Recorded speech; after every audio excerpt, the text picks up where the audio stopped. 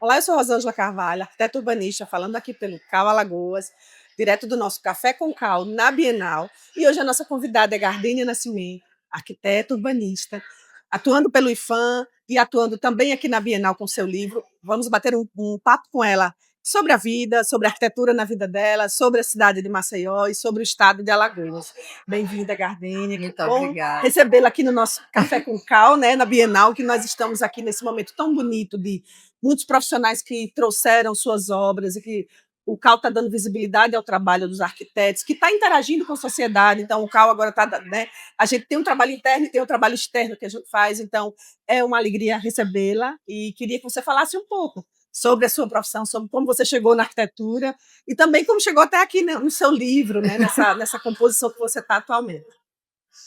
Bom dia, Rosângela. Primeiro, é um grande prazer estar aqui. Essa iniciativa do CAUD está na Bienal pela primeira vez e divulgando a literatura dos arquitetos, né, nessa iniciativa pioneira. Eu achei um espetáculo e quero parabenizar de antemão. E também agradecer pelo convite de estar aqui, né, participando do Café com Cal. Bom, eu pensei em ser arquiteta desde sempre, né? Eu era criança e dizia, eu quero ser arquiteta. E Nasci com acabei vocação, né? nasci com vocação. Mas foi no patrimônio histórico que eu encontrei a especialidade que eu queria trabalhar. E por isso cheguei ao IFAM, né, através de concurso público, e hoje sou servidora de lá. Bom, é essa mais ou menos a minha trajetória. A universidade que você atuou foi a UFAL, né? Que você Sim, estudou. me formei na UFAL, me especializei na UFBA, na Bahia, em patrimônio histórico, e hoje, né, terminei o mestrado no mestrado profissional do IFAM, como na preservação cultural também. Então, a minha vida é pautada no patrimônio. Que bom. Nos fale um pouco sobre esse livro, como é que chegou essa junção de pessoas para elaboração e como é também estar na Bienal, nesse momento com esse livro, num momento tão representativo. Bom, eu queria até mostrar aqui a capa do livro. É um livro muito interessante, porque foi um convite de Natália Levino, que organiza esse livro, junto com mais 7 colegas. E esse livro ele é extremamente importante, porque ele é a continuidade de um primeiro livro, que era Cidade Engolida, os estudos iniciais, e que agora a gente se aprofunda nos danos do caso Braskem, né? O desastre socioambiental causado pela Braskem. Então, a iniciativa é uma iniciativa contínua e que a gente também pretende, o ano que vem, falar propostas, inclusive, de reparação sobre isso, mas, por enquanto, Maravilha. ainda é um projeto e é de primeira mão que a gente fica falando sobre isso. Mas a importância do livro é trazer aspectos de diferentes campos do conhecimento. Então, é arquiteta falando, é a área da saúde mental, a área da economia. Então, assim, a gente tem uma integração que consegue ver um aspecto mais amplo sobre o desastre e o que ele representa para cada um desses campos e para a cidade de Maceió e, quiçá, de Alagoas também. Sim. Então, eu me sinto muito feliz de participar desse projeto e convido a todos vocês a adquirirem o livro, está no stand lá do Edfal, né? O valor é R$ 35. E eu acredito que é uma oportunidade da gente aprofundar e conhecer um pouco mais sobre o caso. Sim, muito Vou importante, né? colocar aqui do Maceió vive ladinho. atualmente essa situação, né, de ter que se reorganizar a partir dessa perspectiva de um bairro, 5 bairros afundados. Então, é realmente um momento muito importante. E refletir sobre isso, como você também estava presente nas oficinas que o CAU e o IAB fizeram, da Gemalsal, a gente Sim. entende, sim, que é muito importante a gente falar sobre isso para nunca mais acontecer, para a gente refletir sobre essas possibilidades de novos caminhos, né? Rosângela, complementando, inclusive nesse livro, o capítulo que eu escrevo é justamente o levantamento das referências culturais que foram discutidas pela comunidade local e que apontam para que os 5 bairros sejam vistos não só como 5 bairros afetados, mas como lugar de memória, Sim. né? Esse capítulo ele é fruto de parte da minha dissertação, né, que eu concluí em 2024, que trata justamente da ideia de que aquele lugar é um local que precisa ser preservado para todos, né, como lugar de memória. E essas referências não foi a Gardênia que disse que eram as referências. A gente fez uma grande oficina e aí eu fiquei pensando, poxa, fazer uma oficina com, sei lá, 50, 40 pessoas não ia representar 60 mil. Então, eu optei por, ao invés de trabalhar com representatividade, trabalhar com diversidade. Perfeito. Então, o que acontece? Eu convidei pessoas de várias áreas. Então, convidei pessoas, ex-moradores dos 5 bairros, moradores da área de Borda, pesquisadores, produtores culturais, fazedores de cultura, artistas, pesquisadores e professores universitários, pessoas que estavam trabalhando. Então, assim, esse grupo de pessoas fez com que a gente tivesse um resultado diverso e muito rico, que é o que conta o capítulo desse livro.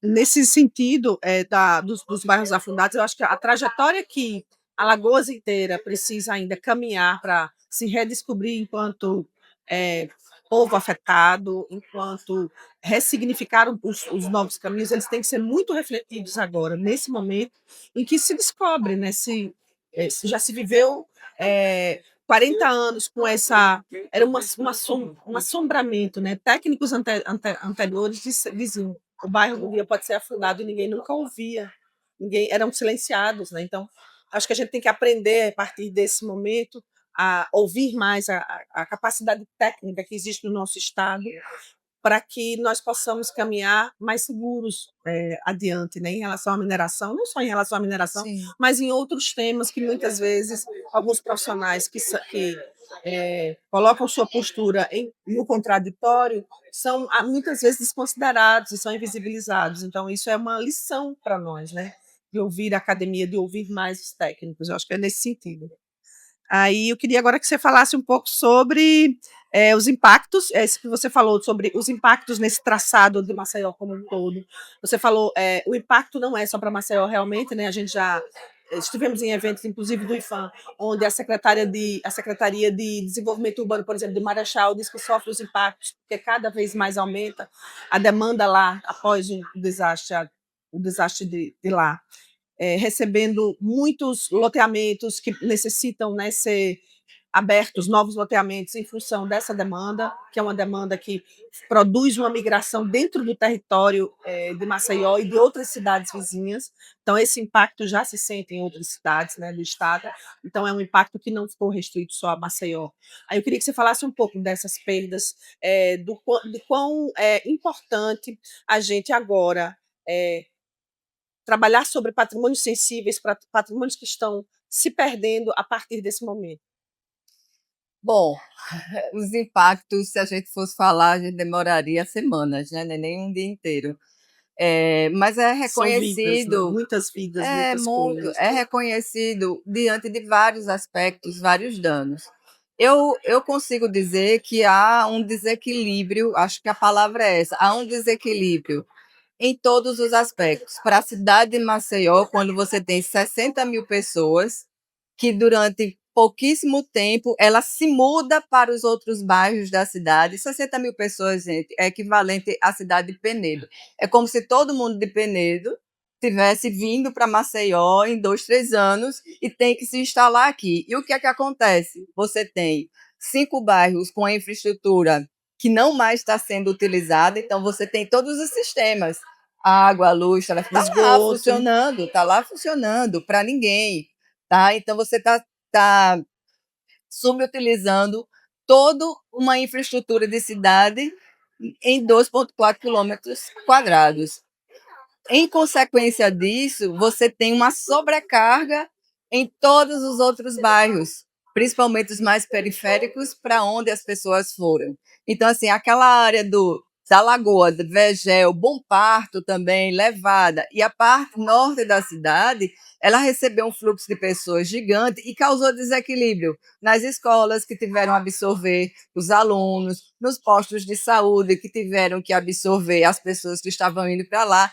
E as pessoas que já moravam estão agora não concorrendo, mas esses serviços ficam mais difíceis ainda, porque uma consulta que seria, por exemplo, marcada para um mês, vai ser daqui a 2, 3 meses, porque a densidade aumentou, né? Fora já está de acordo com o diagnóstico da Tetra Tec, aquíferos estão salinizados, iniciam um processo de salinização, que são aquíferos que abastecem a Abastece. cidade de Maceió e que, se estão salinizados, a lagoa está começando a ficar mais salinizada e a Lagoa Mundaú e Manguaba é um complexo estuarino lagunar que serve a região metropolitana.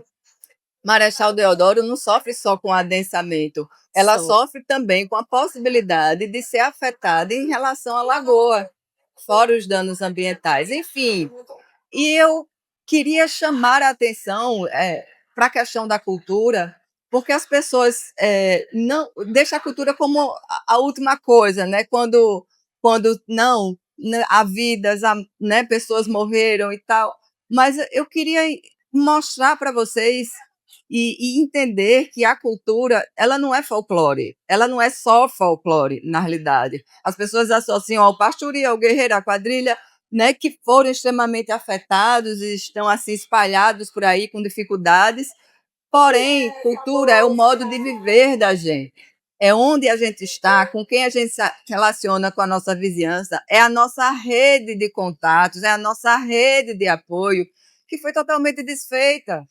Você sai do seu bairro, vai para um outro bairro e você tem que reconstruir relações de vizinhança, reconstruir relações comerciais, porque você vai ter que mudar a sua vida. Então, a cultura foi extremamente afetada e danificada nesse processo e que ela não é vista e muitas vezes negligenciada. E as pessoas estão adoecendo mentalmente com síndrome do pânico, se suicidando, com depressão, porque isso é resultado da perda que ela já teve na sua cultura, né? Ela deixou de trabalhar nos bairros, ela ficou desempregada, faliu a empresa. É um Então, cenário de guerra. é um O que cenário você descreve terrível. aí é um cenário de guerra, Pois é, né? então assim, as pessoas estão adoecendo porque houve danos na cultura, na economia, no meio ambiente e tudo mais. Então, esses aspectos, de fato, precisam ser reparados para que a gente consiga ter saúde mental. Então, assim, eu sempre esqueço de dizer, não sei se isso é inconsciente, mas eu sou uma das vítimas. Eu morava no Pinheiro Exato. e eu falo com propriedade sobre o que eu estou dizendo sobre a questão cultural. É uma mudança brusca na vida da gente que a gente não tem noção do que é. É uma perda, é uma morte. Eu acho que é a cidade morta. E é um ente da família morto. Você, quando você sente isso, você percebe que essas relações que você fala, que é essa cultura de vizinhança, do viver bem, de ter essa rede de apoio, ela foi profundamente impactada. E quando você fala, ela precisa ser vista e ela precisa de projetos que as resgatem, porque senão essas doenças vão continuar. Senão a gente continua com a necropolítica de não, ele teve a perda, mas ele vai salvar, ele vai resolver o luto dele. Ou seja, 60 mil pessoas tiveram perdas, independente se era rico ou pobre, né, de rua ou do que fosse. Essas pessoas todas tiveram impacto em suas vidas, a perda dessas relações, a perda dessa vida em comum.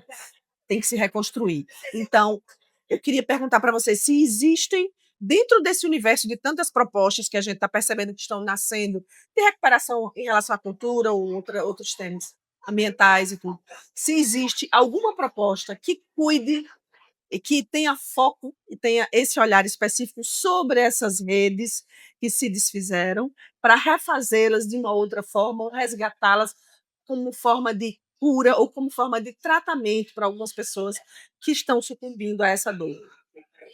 Eu penso duas coisas assim bem específicas. Uma diz respeito a um trabalho que o Comitê Gestor de Danos Extrapatrimoniais está fazendo, que começou em 2021, um processo interno e que agora tem colhido resultados nos seus projetos. que é trabalhar os danos extrapatrimoniais, que inclusive é a Esses, cultura, né? a economia e tudo mais. Então, eles estão entendendo que a reparação ela começa quando você dá apoio psicossocial, mas também tenta estruturar e fortalecer o indivíduo para que ele consiga caminhar sozinho. Então, assim, ah, eu perdi o emprego e está difícil de achar em outro lugar. Vamos tentar capacitar essa pessoa para que ela se fortaleça e consiga ter Se trabalho em outros refazer. lugares. Ou eu estou com um problema interno psíquico, dá esse apoio também. Enfim, ações de fortalecimento de OSCs, fortalecimentos de grupos culturais, fortalecimento de instituições e empreendedores, fortalecer o pescado e as marisqueiras. Então, assim, existem vários projetos que estão dando conta disso e que certamente a gente vai ter, né, mais na frente colhido Bons muita coisa. resultados, né?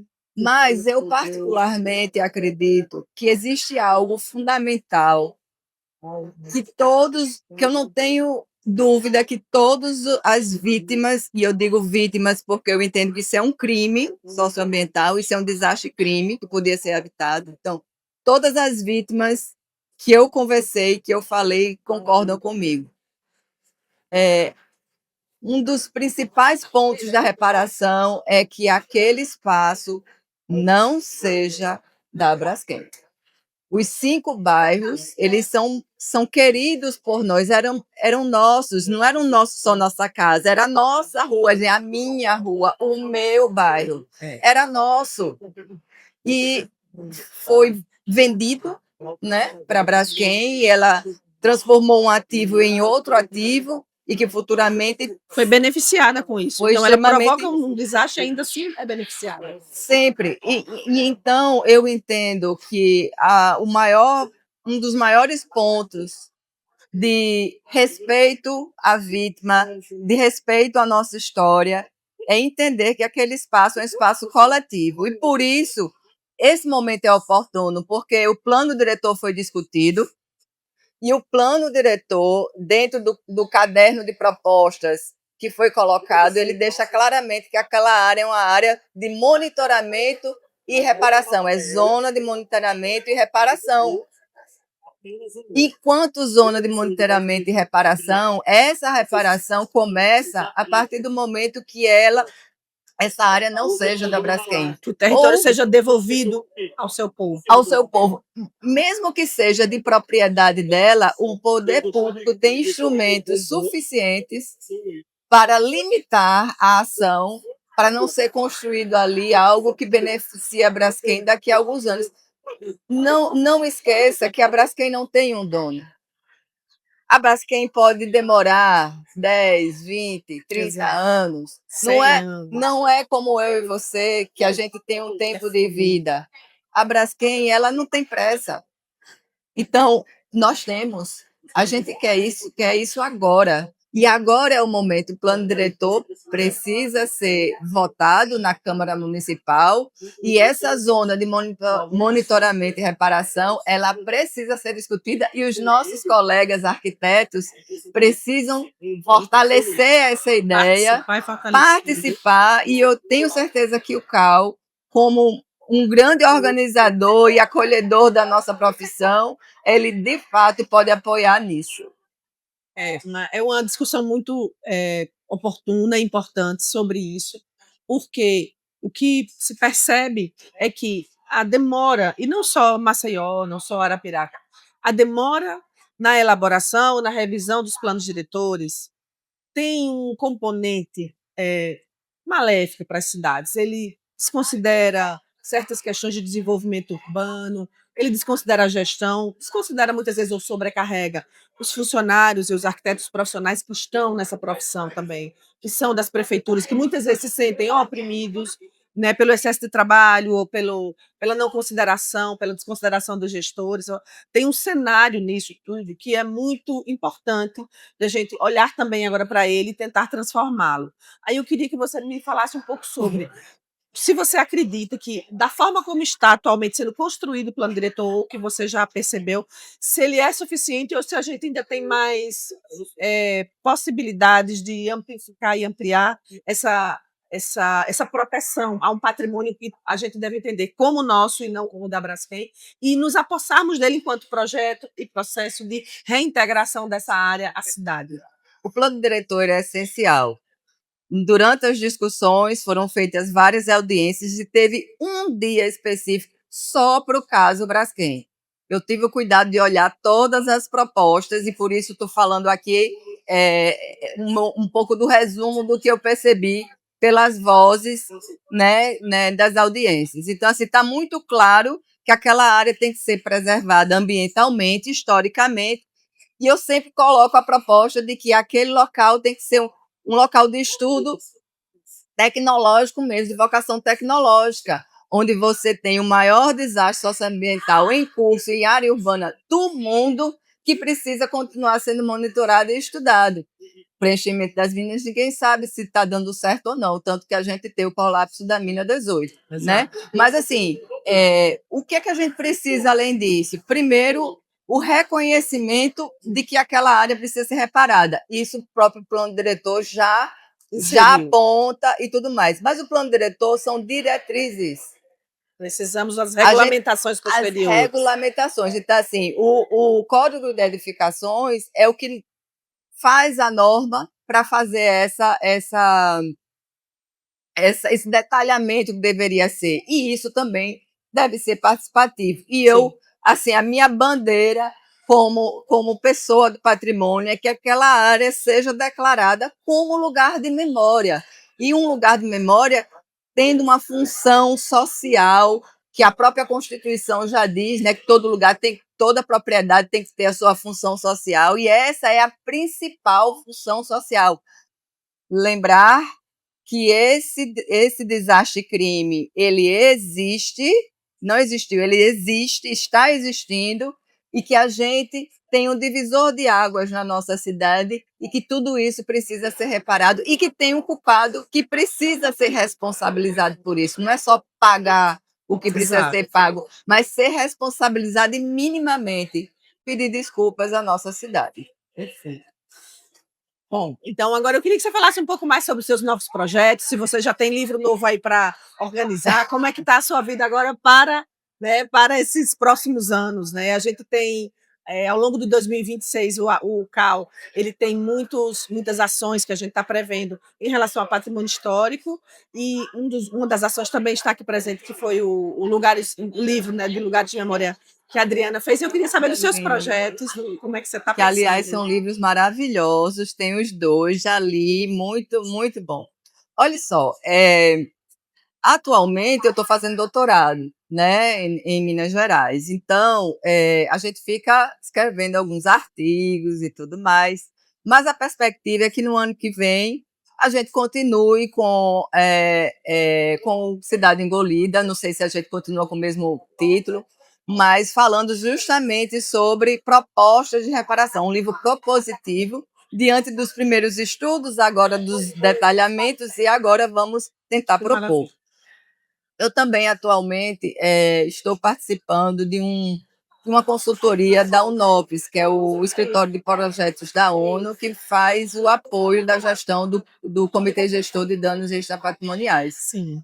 E há uma perspectiva também de material que deva ser divulgado o ano que vem, compilando o que é que a gente está percebendo e o que é que a gente está levantando em relação ao desastre relativos aos danos extrapatrimoniais, né, que são os danos imateriais. E, assim, a gente sempre pensa em fazer coisas diferentes, né? Mas, assim, por enquanto, a gente está ainda nos projetos. Então, o CAL agradece a presença da Gardenia Nascimento aqui. O bate-papo foi muito bom. Vocês vão ter mais acesso também nas redes sociais e no site mesmo do CAL. E nós agradecemos a sua presença e dizer que o CAL está de portas abertas para todos os profissionais. Dizer da imensa alegria que todos os conselheiros, sempre que a gente conversa, falam da produção científica que as universidades, que os profissionais estão fazendo. Por isso esse stand aqui, a ideia desse stand é dar visibilidade a esse tipo de trabalho, que é muito importante para a gente registrar. Agradeço a presença da Gardênia e digo a vocês que podem procurar nas nossas redes sociais ou no nosso canal do YouTube, que o Café com Cal se processa por lá, ou no site do Cal Alagoas.